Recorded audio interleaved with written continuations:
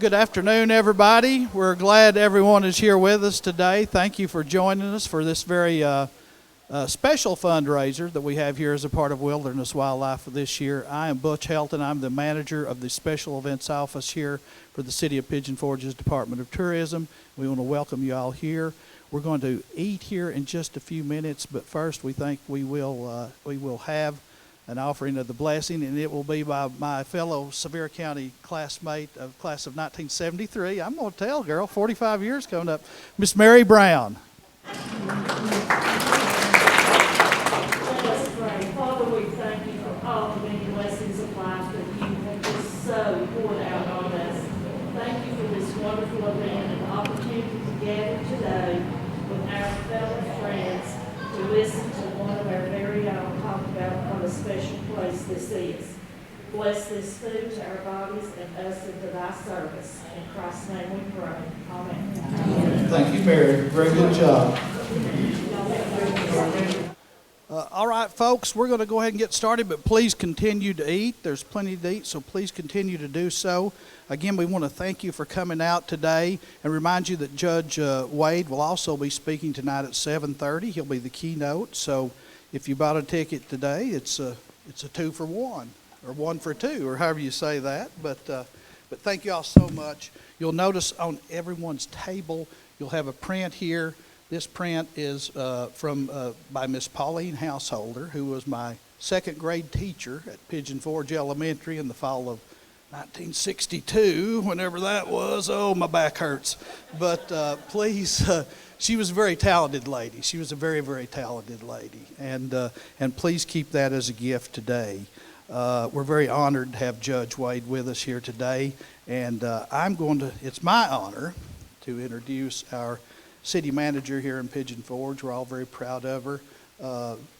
She does just an outstanding job for the city and has worked for the city for a number of years. I'm not going to mention how many because I need to keep working. I need to work a few more years before I retire. But no, she's a wonderful, wonderful lady, and she's a past winner of the City Manager of the Year in the state of Tennessee. And before she served as city comptroller before getting a promotion to city manager, and she's very much an integral part of the success that you see in Pigeon Forge today. I remember the Pigeon Forge when I was growing up here, and those of us that grew up here, and it was very, very different, wasn't it, back then in those days? Very much a small town, but she's just a terrific lady. We think the world of her, so she's going to introduce Judge Wade, but would you all make welcome, please, our city manager, Mr. Earlene Teaster. Thank you, Butch. Let me say first, thanks to all of y'all for coming out and supporting us today. And I want to say thank you to the library staff for putting this wonderful program together today. I think you're going to really, really thoroughly enjoy it. And I must say that I've already had a good time because Judge Wade and I it's hard for me not to say Gary, I swear to you. He was our city attorney for like 15 years, so obviously during that time he was very special to me, and then over the years has just grown as a very special friend, both he and his family. But we sat here just a few minutes ago and went way, way back, Butch, to talk about when the city was incorporated and all the things that we've done together to sort of law-wise to bring Pigeon Forge where it is today. First, I want to just say thank you to a few people, and certainly the staff at the Pigeon Forge Library. Thank you for all the hard work you've done to bring this event today. And Chef's Catering did the food today. They've obviously done a marvelous job. And then, as Butch shared with you, your photograph picture there, that Miss Pauline Householder, who was a long, long time resident here and teacher and artist here in Pigeon Forge, did that. And we want to say thank you to the Jerry Loveday, he's the Jerry that was an alderman and a very good one for the city of Sevierville for a very long time. So we appreciate Jerry coming forward with that. And then the flowers and all this from flowers, from the Heart Flowers. We appreciate everybody who has done such a special job for today. And thank you, Butch, for all of your staff and all they've done. I want to say that it's truly, I think this is the first time I've ever got to do this, so I feel real honored today to be able to talk just a little bit about Judge Gary Wade. And I told you that we go back a long ways. He was always a very hard worker, and I want to tell you that he came in to be a city attorney. I mean, he was young, weren't you?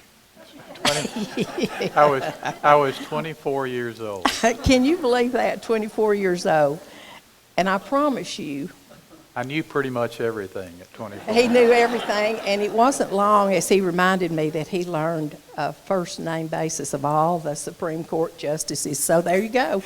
We were in court, obviously, a lot to pave the way for Pigeon Forge to get where it is today. So, we had a really good time in doing that, and a good time talking about it today. But anyway, Judge Wade received his undergraduate degree from our own University of Tennessee. From 1972 until 87, he practiced law in Sevierville, and of course, at one time was a long-term mayor of the city of Sevierville, at which time he was a very young mayor and was our city attorney. So from 77 to 87, he did that and did a great job. Then he was appointed and then elected, of course, as a judge on the Court of Criminal Appeals, and he did that from 1987 until 2006. And then he held the position during that time as the presiding judge for the court, the last 8 years actually of his term. So then in 1993, he co-founded Friends of the Smokies, and I very well remember that, and I want to tell you that he absolutely did a fantastic job in doing that, because we know why we're here is because of the Smokies, and our success is because of the Smokies, and so he's largely, along with a few other people, responsible for doing all that. Then in 2006, Judge Wade was appointed to the Tennessee Supreme Court and served as Chief Justice of that court from September 1st, 2012 until August 31st of 2014. And during that time, he served as president of the Tennessee Judicial Conference from 1995 and 1996, and of course did a lot of work and was the founder of this organization's Scholarship Foundation. He truly believes in giving back and supporting those things. So after he announced his retirement from the Supreme Court in 2015, he was named Dean of the Lincoln Memorial University Duncan School of Law. And of course today he has with him his wife Sandy, and I like to tell people it's the truth. She is a native of Pigeon Forge, Tennessee. So, and of course, she and I go back a ways, and we like to talk about everything that happened on River Road here in Pigeon Forge. They have 3 precious children, very fine children, Zach, Catherine Wade, and of course Elizabeth Wade Simonis. Elizabeth's married into a very fine Sevier County family, and they're all just great, great kids. Judge Wade, excuse me. He likes to brag about his grandkids, and I don't have any problem with that. I think it's great to be able to do that. So his grandkids are Pigeon, Claire, Gretchen, Chaz, and Reagan. And one on the way. And one on the way. So he might slip in why that Reagan's in there here in just a few minutes. Anyway, Chair Emeritus is Judge Wade's official title with Friends of the Smokies, and as I shared with you, he along with a few other people, board members, are very much responsible for all the activity that is occurring there today. So again, I'm glad you came, and I really do want you to give Judge Wade a very special round of applause and say thank you to him later on for Thank you, sharing Earlene. the Enough of rest that. Thank you. You were so welcome. That's yours. Do you need this? No, No? you take that. I may call on you for... Earlene Teester has worked with the city since 1963. And to me, Earlene is Pigeon Forge, because the city was incorporated in 1962, and it was the city of destiny at that time. And yet today, I'm here to talk about Sevierville, and we're gathered in Pigeon Forge and talking about Sevierville, and yes, there's some rivalries there, but in truth, Pigeon Forge, when I was growing up, was a small community and a part of Sevierville, in essence, because we all went to high school together. There was Sevier County High School, and everybody below the tunnel, as we like to say, was going to Sevier County High School, and those few scoundrels who were above the tunnel went to Gatlinburg, which ultimately became Gatlinburg-Pittman. And so the real rivalries were Gatlinburg versus the rest of the county. And of course, there was some basis for that. Gatlinburg was the gateway to the Smokies, the most popular national park in the country. And it didn't take them long to figure out that having hotels and restaurants was a heck of a lot better than trying to plow the parkway. Now, Robin Goddard, I hope you're here tonight because I'm going to call on you to talk about the real national park.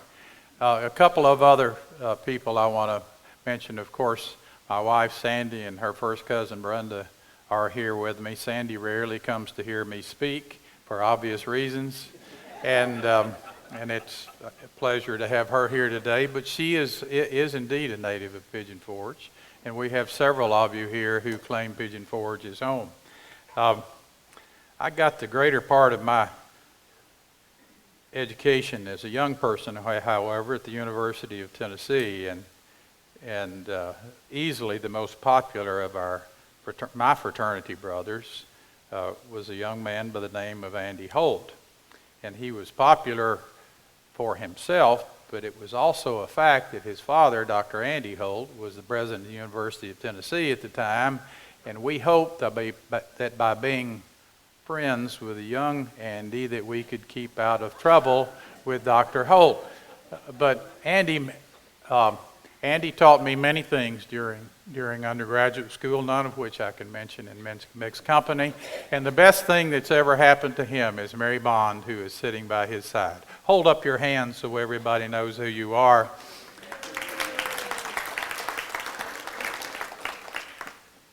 But as I said, Sevierville and Pigeon Forge were just joined at the hip. And it's amazing to me how small this community really was. I don't mean by territory, but by acquaintances. In 1940, the population in Sevierville was a little over 1,100 people. And so we all knew each other. How many of you come from small towns, say under 5,000? Are there any big city people here? Hold up your hand. Go, great. We got. So, we didn't lock our doors at night on my street, Joy Street, where I grew up. And I can't talk about small town living without talking about myself, because all I know is Sevierville, Sevier County, that community, and yet I expect that this applies, what I have to say will apply to a lot of you, and I hope that you can identify with some of the history that we have. And speaking of history, it's intimidating to me to have Carol McMahon here because he's a Sevier County historian. Carol, hold up your hand. I'm sure you're speaking, and I'm going to limit corrections, however, to Sandy and you today. So let's talk just a little bit about the view that some of you who drove in on Chapman Highway on the way to the mountains saw when you reached the top of the hill and looked down into tiny Sevierville. a lot of things have happened in Sevierville since then, but here in the background is the courthouse. And over in this direction would be Pigeon Forge. And what we did is come in on Chapman Highway, and at what we then called the Engle Corner, we would take a hard right. And if you stayed on that road, you would eventually get to the Smokies. The Sevier County Courthouse has been an iconic feature of our community throughout its existence. Carol would tell you that we had a courthouse burned down in 1856, and we replaced it with another courthouse that was declared unsafe in the 1890s, so that by 1896 we had this courthouse. And it's seen a lot of history during its existence. Here's another photograph of Sevierville along the river and showing the mountains in the background. Nice place to grow up. My home, where I grew up, was two blocks away from the courthouse. Now this is going on back a little ways, but anybody here ever heard of the Whitecaps and the Bluebills? Well, some of us have family that were related to one side or another, but the Whitecaps were the vigilante group that got out of hand, and it ended up tragically with the commission of a murder of a Whaley couple in Sevierville. And Ples Wynn and Catlett Tipton were convicted of the murder, and Ples Wynn decided that he needed to be baptized before he was hanged. And it may have been the last public hanging in the state. I'm trying to confirm that with the Secretary of State, and have not been able to just yet, but I'm going to claim that unless somebody knows different here today. But this was, the hanging took place on January 4th, 1899, and it was in the courthouse yard of Sevierville, about where Dolly Parton's statue now is. All right, this is my neighborhood, and those of you who grew up in small towns know that it didn't go very far from home. There were 6 widows in our street. I don't know if that speaks more about the widows or their husbands, but my father and J.B. Waters were the only 2 men who had residence there. But Joy Street, here is the courthouse right there. Joy Street is right here. And we'll be talking mostly about this area, but I went to grade school on Cedar Street.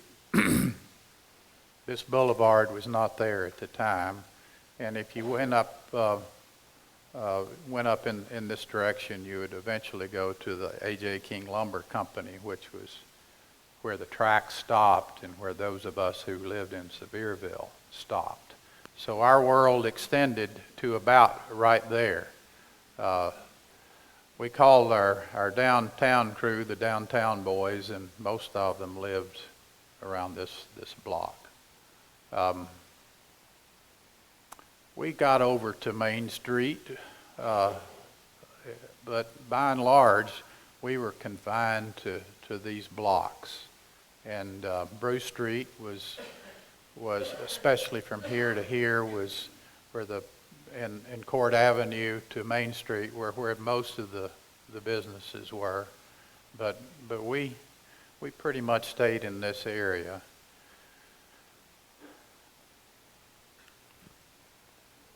That gives you an idea about where these things are. This is called the Teapot Dome. It was actually the location of the original courthouse, right, Carol? Yes, and obviously that courthouse is no longer there. Ironically, Sandy and I live up on this ridge about over here overlooking the city now. It's a 4-minute drive into the downtown. These buildings this building still exists. It's the Ownby hardware storage building. And they tell me that the early travelers, those few people who had vehicles, would show off their vehicles by driving in a circle. We were a railroad town. Long gone, but we were a railroad town. And it was called the Knoxville Slow and Easy. Knoxville, Sevierville, and Eastern was the official name of it, but it traveled from Knoxville regularly, and the end of the line was A.J. King Lumber Company, where the Sevier County Library now sits, and came right up Bruce Street, right by the courthouse. The trestle was over the river, very near where the courthouse and jail are today. And one of the stories that I actually read in a book that Bruce Wheeler wrote related to my brother Ken. Remember, there are 4 boys in my family, and I'll show you the family here in just a minute, but Ken was the second oldest. He was born in 1944, and I think we got a television around 1954 or 5. Does that sound right? And we had several shows that we really liked. Crusader Rabbit was the first one I ever saw, and it was a cartoon, but I was just really young at that time. But Ken loved Superman. Do you remember Superman, the old black and white Superman? Well, what did Superman do? One of the things he did was he stopped trains. So my brother Ken tied a towel around his neck one day and went down to Bruce Street, and slow and easy, those are the key words when it came to the way the train traveled through the downtown. And Ken was bold enough to hold out his hand to stop the train. Gosh, I wish I'd been with him. And the train, of course, stopped. And they offered him a ride. So Ken got to ride the train, and he went up to A.J. King Lumber Company about 3 blocks away. They turned around, came back onto Bruce Street near the courthouse, and dropped him off.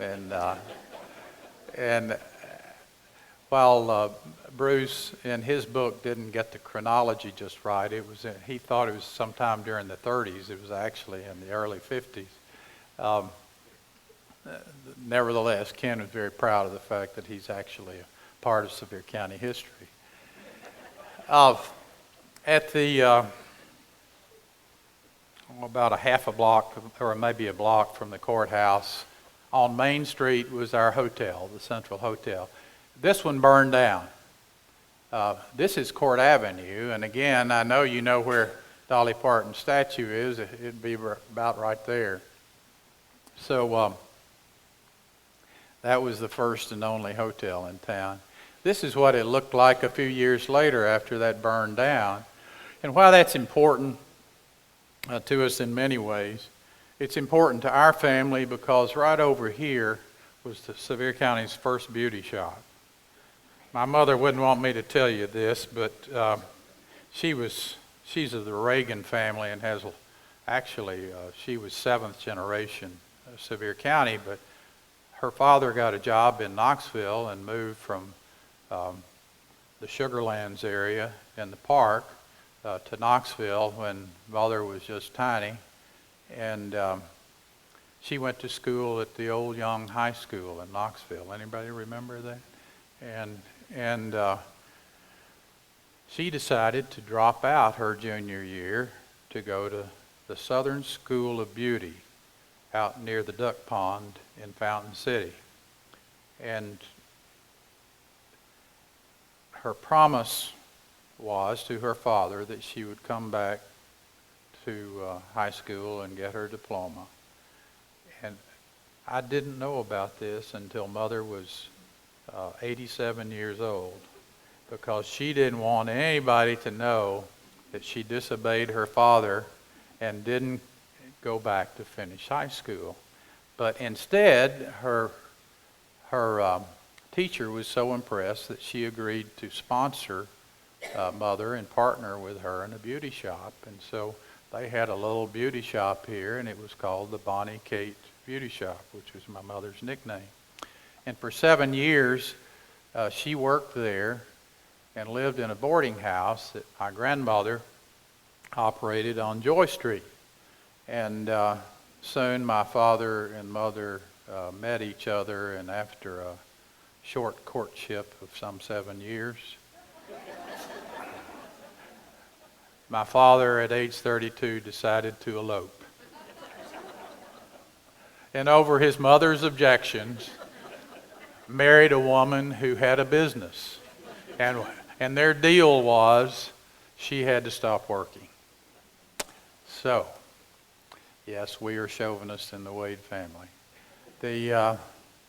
This is the courthouse, of course, the center of activity. This is a photo taken somewhere between 1910 and 1921 because Sam Sells was the congressman during those years, representing the 1st Congressional District.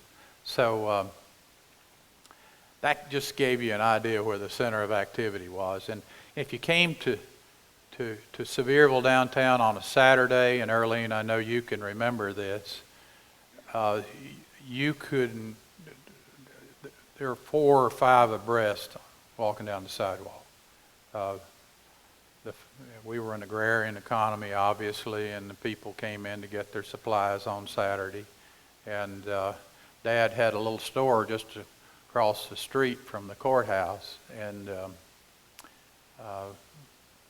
they lived for Saturdays because otherwise sales were pretty poor. This is one of my favorite colorful characters. Some of you may know Rex Ogle, Judge Rex Ogle, who for a time was city attorney in Pigeon Forge, but his dad, Double Henry as we called him, was a lawyer in town. And in our community there are 2 religions. One is Baptist and the other is Republican.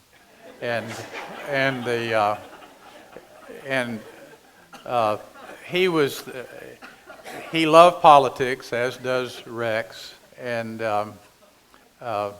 anyway, this is Rex with some of his cronies at the courthouse. We know who this is, don't we? That's Mr. Dunn back here, isn't it? Yeah. Oscar Dunn was road superintendent for a while. But anyway, I could go on for a couple hours about Double Henry. I want to show you the Sultana. This 1865. This is the Sultana. I would not be here today, but there were survivors from the wreck of the Sultana. Shortly after the Civil War ended, my great-grandfather was released from a prison camp. He fought for the Union, and he got captured along with all of his troops by Nathan Bedford Forrest, and spent most of his time in prison in Alabama, at the Cahaba prison. Thank goodness he wasn't at Andersonville. And although his first cousin didn't survive the prison camp, they were loaded up when the war ended on the Sultana. It was overloaded. They had 2,400 people on the Sultana. And just to show you how treacherously dangerous that was,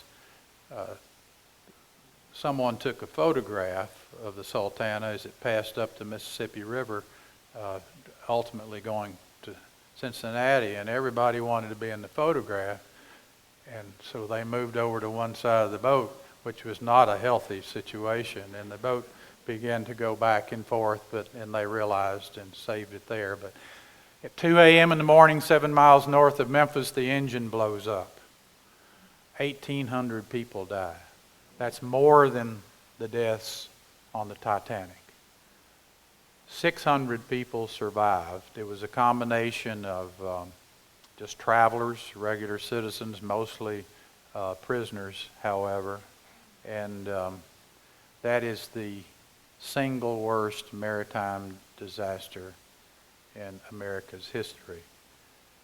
Good news for my father's grandfather, however. His name was P.L. Atchley, and he was, like the others, blown off the boat. The boat burned and ultimately sank. But someone, a Southern sympathizer, had hidden a little boat, and he went out to see if there were any survivors and picked up my great-grandfather and brought him home to safety. His only words after he got back to Sevierville were, and of course he had some bad experience. His first battle, he was captured. He spent the rest of the time of the war. Gets on a ship. The war is over. The ship blows up, and thank God he's saved. And when he got home, he said if he had to do it over again, he'd fought for the South.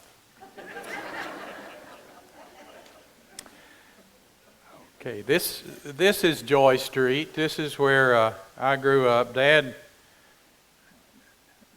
was a survivor of the Depression, and I remember him telling me once that he and his mother had a potato to eat one night during the Depression. They're probably pretty lucky because many people didn't have anything to eat.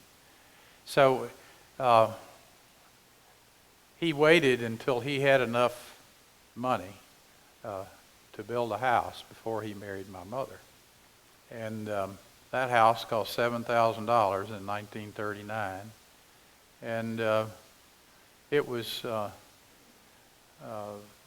quaint house. They had gone, when they eloped, they ended up at the New York World's Fair in 1939.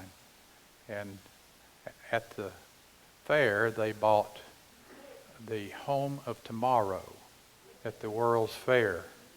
And when they got back home, the architect who looked at those plans says you can't build it on that lot on Joy Street. If you know where Rawlings Funeral Home is, I grew up next to Rawlings Funeral Home. Rawlings would be right over here. And so they did a mirror image of the house. And about 20 years ago, an architect with the Tennessee Historic Commission came driving through, saw the house, recognized the design, and nominated for the National Register of Historic Places. And that was really Mother's place. We all lived there, but it was really hers.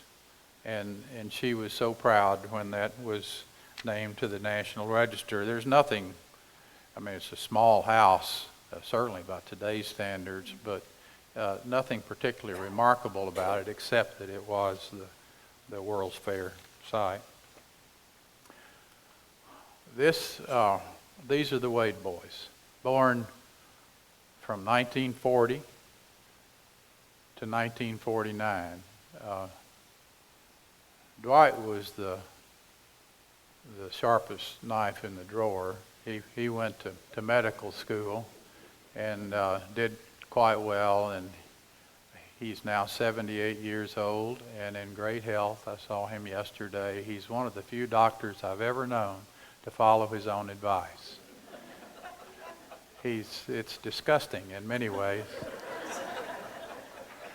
You know, he was valedictorian of his class, and he was an Eagle Scout, and he wanted to be a medical missionary when he grew up.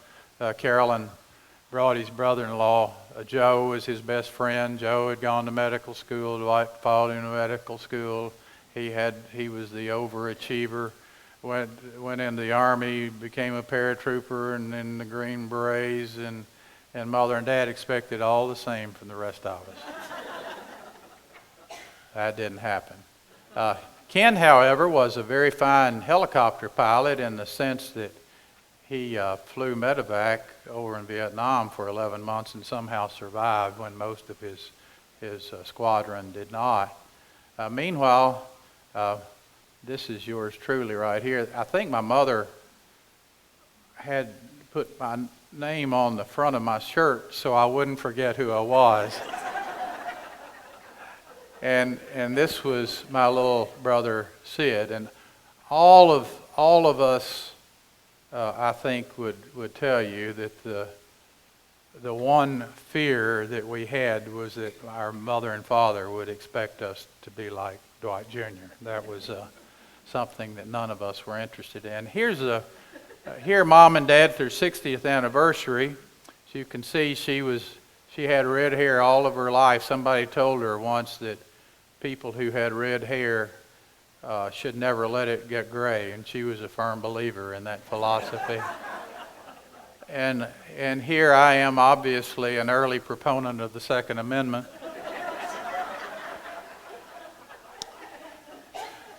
At the about a block away from the courthouse was the Masonic Lodge, and this was our library. You know, we had to make do with the spaces that we had, and the Masonic Lodge, of course, didn't meet all the time. And so Fred Rawlings talked, who was affiliated with the funeral home, and they had a furniture store as well, not too far away, talked them into allowing us to have a library there. And this probably taken during the 1950s. Some of you, you can tell by the bicycles and dress, maybe this somewhere around 1950, 55. Yeah, this was the, actually not, Carolyn. They look a lot alike. This is the First United Methodist Church of Sevierville, which is no longer there, but it was there until I went to college. And the Presbyterian Church does look quite a bit like that. It probably had the same builder. But some of you remember John Waters, who passed away just last month. John is a master storyteller, and while he was several years older than me, he lived just across the street.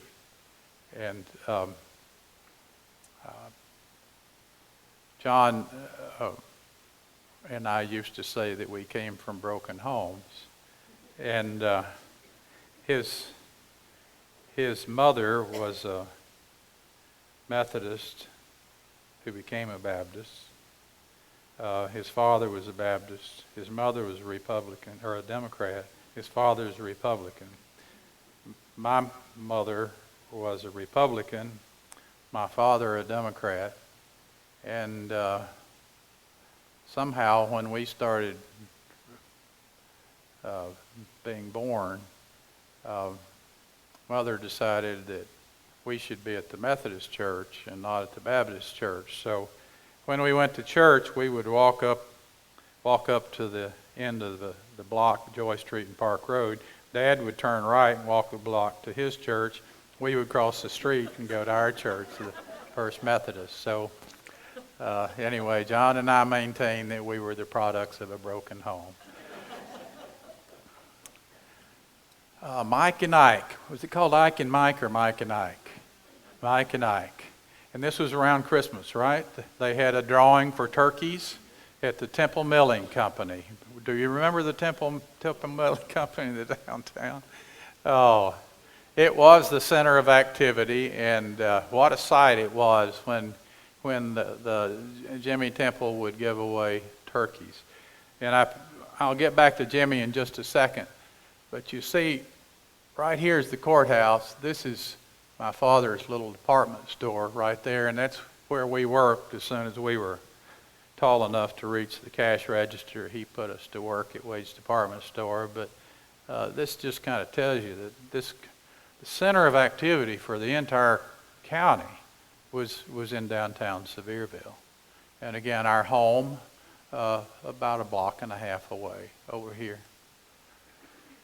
And once a year, my dad would take his staff up to the mountains for a swim, what we call the corner hole. Flint Rock ring a bell with anybody? It was just the next swimming pool down from the Flint Rock, which is in the Greenbrier area of the park, probably half a mile from the park boundary. And the water was cold, and most of the ladies and gentlemen who worked at the store were smart enough not to get in the water. This is my grandmother. Of course, I mentioned P.L. Atchley. That was her father. My grandmother worked in the store until she was 88 years old and walked to work each day. And I just thought of a story that I probably ought not to tell, but I will anyway. She was definitely the matriarch of the family, the woman in charge. The fact that Dad didn't get married till he was 32 ought to tell you something. And the fact that he had to elope tells you something else. Grandmother sent a note to my dear mother that was not terribly complimentary right after they had decided to elope. But she was a character. She taught school. She taught Sunday school. She wrote for the Montgomery Vindicator, the only newspaper in town.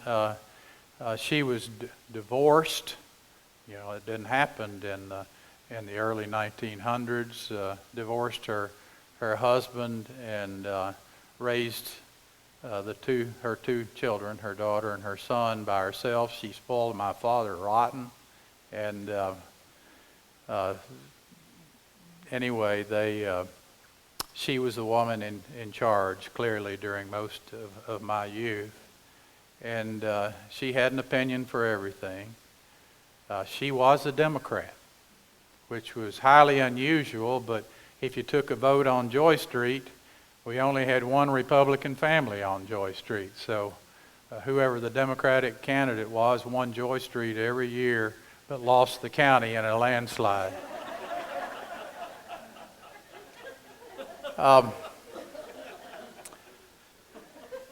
My mother is back here. I think that's Dwight and Ken and yours truly and my younger brother Sid. Now back to Jimmy Temple. He had a radio show in the morning. Anybody ever listen to the radio show? Jimmy was quite a character. He was mayor of the town for a short while, and then he went to the county commission where he served until his death, did he not, Carol? And Jimmy died 2 years ago, maybe? 3? 4, Carol says. Thank you, Carol. But he was the guy who gave away the turkey, and there you see the turkey being handed off. Thank you, Carol, for supplying most of these photographs to me. Carolyn, you'll remember this. This is the Brody Hospital. Carolyn's father-in-law, R.A. Brody, was basically there were a couple of physicians in town, but my brother Dwight was best friends with Joe, one of Dr. Brody's sons. Carolyn married his older brother Bill. But the Brody family was pretty famous, and Dr. Brody was just a sweetheart. His wife was a Gatlinburg Cox. Knob Creek. Oh, that's right. That is right. They came from Knob Creek, but they ended up in some of the Cox. Bill did, right? Yeah. So had gotten the hotel business there. Quit plowing Knob Creek. There it tells all you need to know. Anyway, I can actually remember my mother being in the hospital there for a couple of days, and it was a tough time at home for the Wade boys when she was in the hospital. But this was they built the house. Okay. Anyway, that was the hospital in town, and this was a playground for us. This is the superintendent's office now, but this was called Murphy College. It really wasn't a college, but I think until Sevier County High School came into being around 1920, that Murphy College, it was a place to go to school.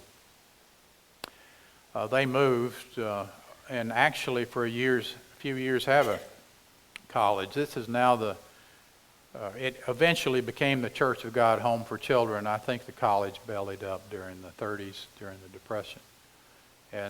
But for a short time, we had a college in our community, and this was just, we would have called it just on the fringes of town in those days, but nevertheless, that was an important part, and still is, of Sevierville history. Here are two guys that I knew all my life, Alf and John Newman. They started off in the taxi business. Those of you who can remember a few years back, this was the corner store, and Court Avenue went this way, Bruce Street went that way. I remember their taxi stand, however, being over next to the funeral home on Court Avenue. But their first business, Alf and John Newman, was driving a taxi. We used to go over to his taxi stand and try to fish the drinks out of his machine without paying for them. And we had to run if he caught us. And our favorite place, and we always went in the back door, this was faced on Bruce Street, and it eventually became Alf and John's Cafe, Newman's Cafe. But I remember it as the sandwich shop before that. We would walk in the back door. Lee Douglas owned it, and his wife Bess was so nice, and we would sit right here in front of their candy, and hoping that Bess would notice us, and she usually gave us some candy. And when they sold the business to Alf and John, we tried that same routine, but no candy. He knew us as the boys who were trying to fish drinks out of his drink machine without paying for them. Remember this one? The Pines Theater. This was on Joy Street at its corner with Court Avenue. J.B. Waters, Johnny Waters' father, built that. In fact, he developed all of Joy Street. He sold lots off that were eventually purchased by a variety of people, and the 6 widows that lived on the street lived on lots that J.B., Johnny's father, had built. And so the rest of the street was residential, but this was the Pines Theater. And I think the first place Dolly Parton actually performed. Do you agree with that, Carol? Yeah. And it became a country music store eventually. Johnny told me this story about the Pines, and back to my grandmother just a moment. On Saturdays, she would walk across the street to our house, enter the kitchen door, and we would all be lined up to see her, and because she had 4 dimes. And if we could quote a Bible verse without making a mistake, we got a dime. And that was big money in those days, because admission over at the Pines Theater was 9 cents. We had a penny left over to buy a Tootsie Roll. And in those days, those were pretty big Tootsie Rolls. They lasted about halfway through the first movie. But anyway, the Pines operated for years. But J.B. told Johnny the first week, and this was about the time television started becoming popular in the homes. The first week he lost money, he closed the Pines Theater and turned it into country music. It was a roller skating rink for a while, and finally it was turned into a BJ's Flower Shop around 1975. That's the silver screen right there. That's the interior of the Pines Theater. There were actually 2 theaters in town, however. The other was the Park Theater, which was on Court Avenue right next to the courthouse, but closer to Main Street. Earlene, you can remember the Park Theater, can't you? You've been there. But the Park showed more recent movies, and it cost 25 cents to go to the Park. And so what we did, we would get down on Bruce Street, and there was a little alleyway between the National 5 and 10 cent store and one of the dry goods stores on Bruce Street. And my brother Ken made a shoe shine kit, and with the help of several others in Bible school one year. So we would open up for business on Saturday if we thought that there was a movie on that we might like to attend.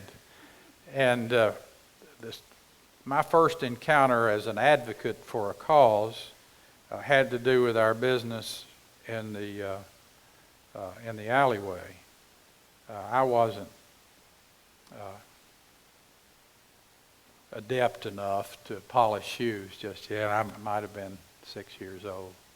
And so they made from the discarded cardboard a front and back sign for me.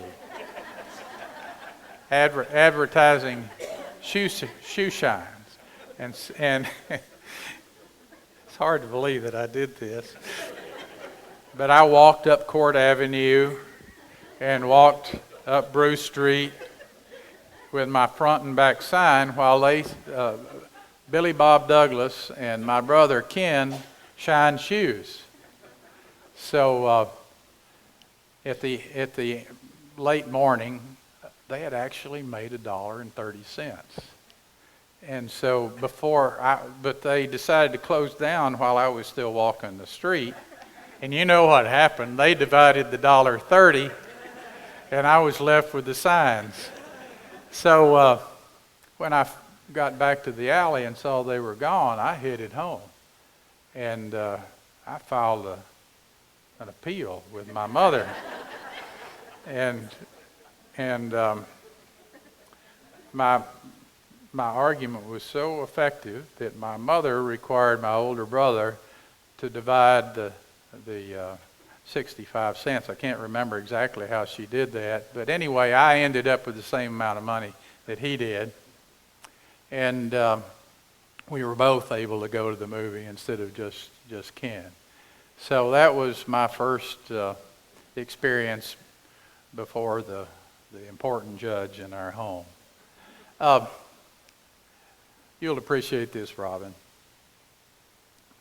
The only president to ever visit the Great Smoky Mountain National Park, who was it? Yes, Franklin Roosevelt. And did he do it once or did he do it twice? He did it twice in 1936. Now, can you imagine this? He's the only president to come to the most popular national park in the country. And think about what he carried, 20 pounds of metal in order to be able to stand when he spoke, and yet he came here twice. Well, why is the old Sevier County Post Office important? I mentioned to you earlier about the two religions in Sevier County. And did we have any Democratic politicians elected to office in Sevier County in those years? Not me. No, we didn't. However, Ralph Murphy had been appointed postmaster it was a presidential appointment in those days. So they had to find a Democrat to run the post office. It was part of the deal, you know. And so Ralph ran the post office.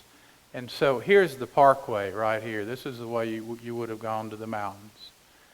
And when President Roosevelt's entourage came through, they turned right off the parkway down this street to pick up Ralph Murphy. And he became a part of the entourage. And Ralph was so funny. He was such a good guy. And of course, when they got to the courthouse, they turned left on Court Avenue to get back on the parkway. And then they turned left again on Joy Street. And my mother got photographs of both the 36 and the 40. That's the good news. The bad news is that we lost the one in 1940, which showed the president with his trademark cigarette holder in the back of an open sedan going down up Joy Street in order to get to the parkway. We have looked all over for that. It was a treasure for years. Anyway, they get there, they turn right. And in 36, they just drive over the mountain and go to Asheville. And in 1940, of course, on September 2nd, the Great Smoky Mountain National Park was dedicated. And there he is, the President of the United States. And of course, by the time I was growing up, President Roosevelt had passed away, but his wife, Eleanor, was quite vocal on her views and very much respected. But these are the dignitaries at the Rockefeller Memorial, and tonight I'll talk more about the memorial and how the Smokies came into existence. But there he is, FDR himself. And when I went into my grandmother's bedroom, she loved to play cards and dip snuff. And so we would play cards, and I would look on the walls, and there were two people in her life that she admired more than anyone else. One was FDR, and when there was a front page article about FDR, she would pin it on the wall. And the other was Will Rogers. She had several of Will Rogers' short sayings. I think it was published in the New York Times, but they would also publish them in the local paper. And Will Rogers' sayings were all over the wall. And the one that my grandmother liked best was Will Rogers saying that he was not a member of an organized political party. He was a Democrat. This goes back a little ways. This is a street scene in Sevierville. My father picked a great year to start his business. It was 1929. And obviously the first few years are kind of rough. But this awning right here was where his store was. Do you recognize the year of the cars? Somebody? It's a car expert. 1950, 49, somewhere in there. This looks like a 40s kind of vehicle here. Here's the Park Theater. I wanted you to see where our other theater was, and here behind the trees is the courthouse, and Dolly's statue would be obviously right there. All of these buildings are still in operation, and won't look a whole lot different except for the cars when you drive down Court Avenue. Now, we had a few things happen while I was growing up that weren't very pleasant. And I think the first flood was 1958. Help me out, Carol. Is that right?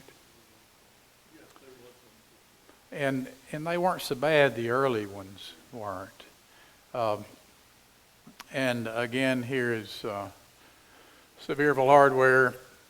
Dad's store was right next door, but you can see that things weren't very pleasant on Court Avenue. I want to say that the floods usually occurred in January or March. And there is one of the later floods. I think we had 5 in all, but the routine was always the same. Dad would get the word by telephone late or early in the morning, 2, 3 o'clock. And then we would all be awakened.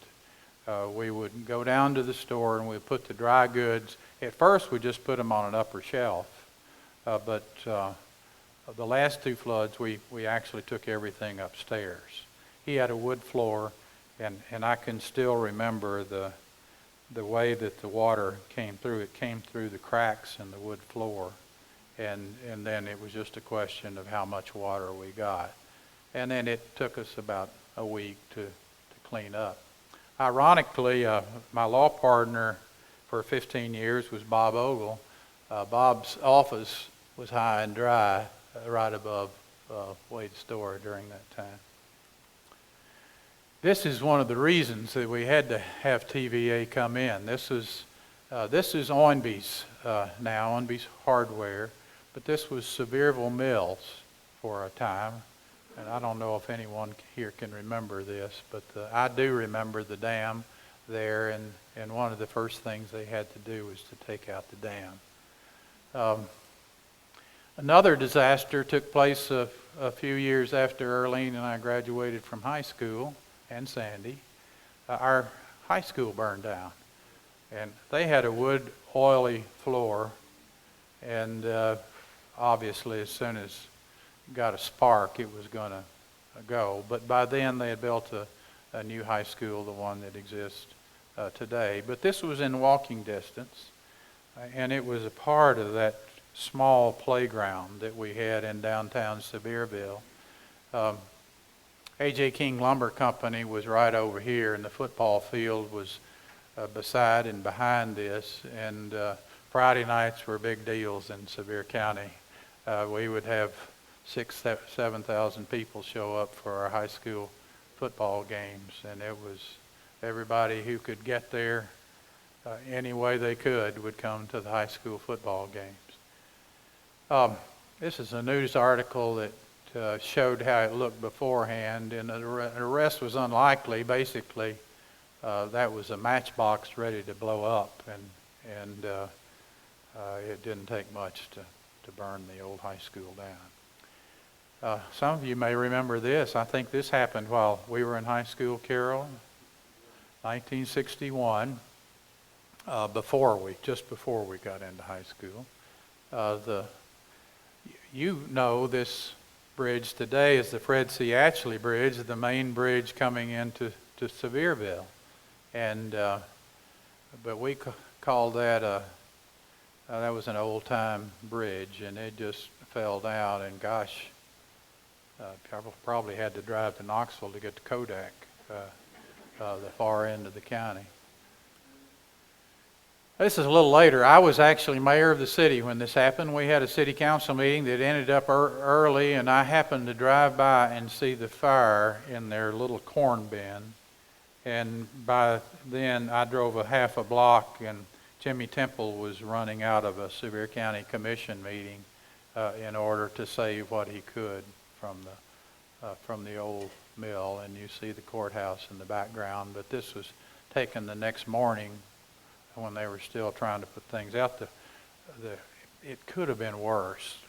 Fertilizer is explosive, and he had plenty of fertilizer around his place, and it's just a wonder that it didn't blow up. So now this began the ruin of the Sevierville downtown. This was kind of in the suburbs, and the Baptist church sits right here. This building is still there, but old Kaz came home to Sevier County. We had thought we had gotten rid of him years before, but again, around 1960, 61, he built this Kaz Walker supermarket, signed the Cheers, and the name Kaz Walker. Pick up your morning paper as it hits the street. Kaz Walker prices just can't be beat. You buy that Blue Band coffee, and you'll want some more. Kaz Walker prices. What's the rest of that? Do your grocery shopping at a Kaz Walker store. Thank you. Now, Dolly really hit it big when she got on the Kaz Walker store in the morning. And, people think, well, gosh, Dolly was from the other side of the tracks. She must not have been well thought of when she was in high school. Gosh, she was beautiful, number one. And number two, she had been on television. We called it chapel in those days. But we went to chapel one day, and there was a buzz around the school. Dolly Parton was going to perform. Huge disappointment. Dolly came on the stage. Somebody put on a record, and she lip-synced the song. And I thought, well, anybody can do that. That was my first exposure to her. I knew she'd been on television. We'd seen her on television. And, I was really disappointed. And then somebody said, Gary, she wrote the song. She recorded the song. That's a record that you can buy at your local record store. So I was duly impressed. Now there's old Kaz himself. And a Republican might say that he had the only two Democrats in town on either one side of him. I wouldn't say that, however. But there's the old coon hunter himself. And it's ironic today, Jim Hart, who is the president of Friends of the Smokies and has been for over 10 years now, as a boy was a cameraman for his father's TV station, WBIR TV. And he was behind the camera when Dolly performed on the Kaz Walker show. And his father was always at his side so that he could get the camera to come off Kaz when Kaz started saying things that he shouldn't say on live television. This is Sandy. You and Brenda used to be a part of the wagon train. This is a tribute to all of those who participated in the old wagon train that traveled from where? Sevierville to the Pittman Center and to the Greenbrier Island where they would camp for a couple of days. And Sandy loved horses when she was growing up, and that's probably her way in the background here.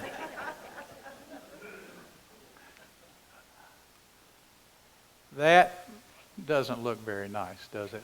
That was the old McNelly Whaley Ford station, and when they built a new one on the old and on now what's Dolly Parton Parkway, then the new Newport Highway, they moved to the suburbs, and this was the first real city hall. And when I became mayor, I went to they actually had an office there for the mayor. Didn't need one because they paid us exactly what we were worth in those days, and then they doubled our salary every year, and so of course I was in the law practice primarily, and we had a city administrator that pretty much ran the city, but I had an office there, and this is almost true. I had my first election was a contested one, and of course I ran against an incumbent. Age was an issue. I was 28, he was 70. 70's not as old as it used to be, is it? But age was an issue, and I was too young. Some said he was too old. Now I don't think he was too old. Anyway, he said, Gary, he was very gracious. I won in a landslide, I think by 19 votes. He said, I've left 3 envelopes in my desk, and when you run into trouble, and you will, said, you take a look there, and I've numbered them 1, 2, 3. And I said, thank you, Cliff. I'm really grateful for that, and you've been so nice to me. And so, sure enough, in a couple of years, we had a problem that I had no answer to. The council didn't. The city administrator knew that it was a divisive issue, and so I opened up envelope number 1, and it says, blame your predecessor. There's a little bit of that going on today, isn't there? And sure enough, things got quiet for a little while, so I enjoyed reasonable popularity for a little while, got through another election or two, and then we ran into another one. This one probably the beer issue that we had in Sevierville just before Pigeon Forge did, and I don't know how either of us survived those issues. They were very contentious. I just won't go into the detail, but some of the things that our good friends and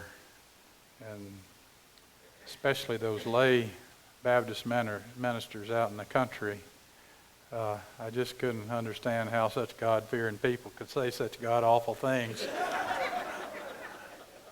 But anyway, I pulled out the second envelope, and it says, tell them you have a plan. And I did. I told them I had a plan.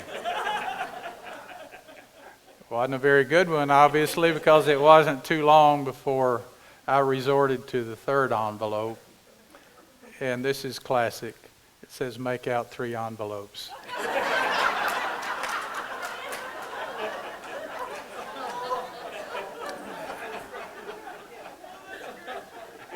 I think every small town has a town character, and ours was Ollie Wofford, beloved Ollie Wofford. I remember him most for ringing the church bell every Sunday morning, but he came in with the carnival. He stayed. I don't know whether they ditched him or he had a few too many and they left without him, but anyway, he stayed in Sevierville and was actually our next door neighbor for a while when Sandy and I came to Sevierville. And I'll never forget one night Sandy and I heard someone shaking the doorknob to our front door, and fussing a little bit, and so I went to the door, and there was Ollie, thinking that he was at his house, and instead he was at our house. And of course, Ollie was not in the best sobriety at that time. Now, every town has a celebrity too, and there is ours. There's Dolly herself in 1975, and during her first several years, she would come back to Sevier County High School, and she would do a benefit for the band. She was in the band. Anybody know what she played? The drums, yes, of all things. They didn't have guitars in the band, so Dolly played the drums, and my little brother Sid sat right next to her and just loved her. Of course, he was a freshman when she was a senior, so he idolized her in many ways. And when it came time to appropriately honor Dolly back in 1986, Sid led the fundraising campaign. There, he and I are at one of the events. I know that this is just to prove that I once had dark hair, and but Sid and Dolly were really the big buddies. And then here is Jim Gray, who worked on her statue, and I'm almost finished. If we're getting close to time, he showed me this, and actually, when he finished, he did 2 butterflies to put on her guitar. And Sandy, we need to take that butterfly that he gave us to the library and let it be displayed there. But Jim was and is quite a man, and that's how our house looked more recently, about the time of my mother and Dad's passing. Now to Pigeon Forge. Remember, I said it's all a part of the same community. The old mill was the heart and soul of Pigeon Forge, and Sandy grew up just down the street in just idyllic town. Of course, the old mill is still there, but things have grown up around it. Now, this was a game changer. This was a serious game changer for our community. It was in the late 50s when Rebel Railroad came to town. The Robbins brothers built Rebel Railroad. They had Tweetsy Railroad over in North Carolina, and they thought they could have similar success here, and they did a north and a south presentation, and the Rebel Railroad was the name of the place in which eventually became Dollywood. But in the meantime, it was Gold Rush Junction. And there was one other, and I'll end with this, but there was one other celebrity in Dolly's class, and that was Bill Robertson. Bill grew up hard. Bill lived on the wrong side of the tracks. He had 2 older sisters, both of whom were white. His mother was unmarried, and Bill was born. And when he tried to go to school, he was old enough to go to school. His mother took him to the Sevierville Elementary School, and they said, "I'm sorry, we can't take you here." Bill had blue eyes, and he was darker, but not that dark. And so his mother took him over to the Pleasant View, the African American school that we had in town, and Mary McMahon, the principal there, who had more education at that time than anyone else in the county, said, "You can't come here." Now, this was while Brown versus Board of Education was bubbling up out of the trial courts. And